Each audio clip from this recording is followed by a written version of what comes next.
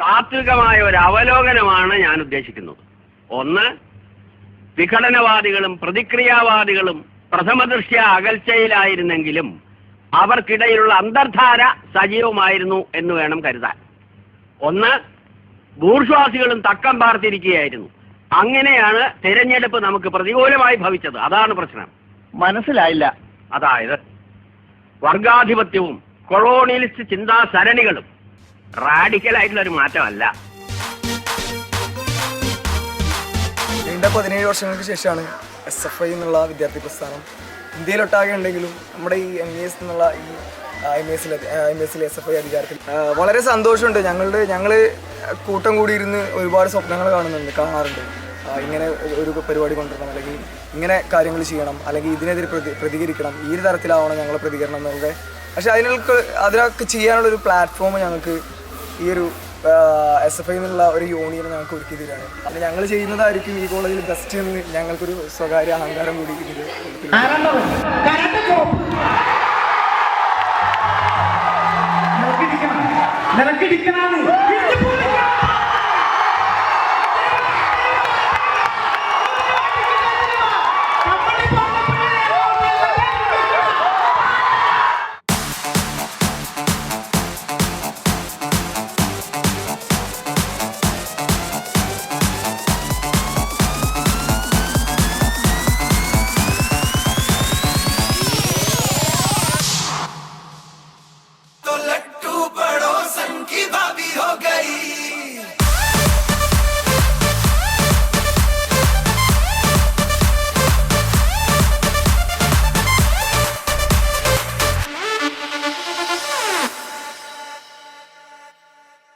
इतना मजा क्यों आ रहा है, तूने हवा में भांग मिलाया, दुगना नशा क्यों हो रहा है, आंखों से मीठा तूने खिलाया।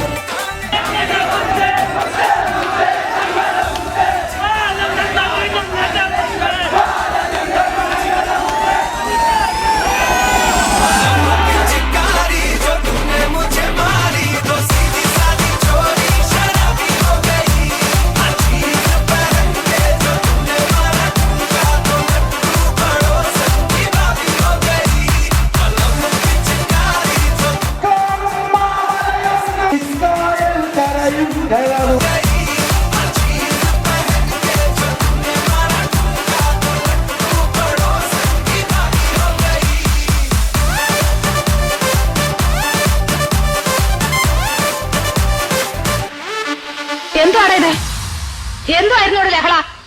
മ്യൂസിക്കോ? ദേ, ഞാൻ മര്യാദയ്ക്ക് പറഞ്ഞേക്കാം, ഇനി ഇതിനകത്തുനിന്ന് ഈ വക ശബ്ദം വല്ലതും കേട്ടാൽ നാലിനെ ഞാൻ ചവിട്ടി പുറത്താക്കും.